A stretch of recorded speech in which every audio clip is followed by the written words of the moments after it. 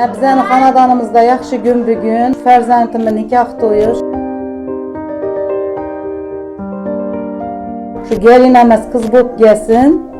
Farzandlarıma baxt tilayman. Ser farzand bo'lsinlar.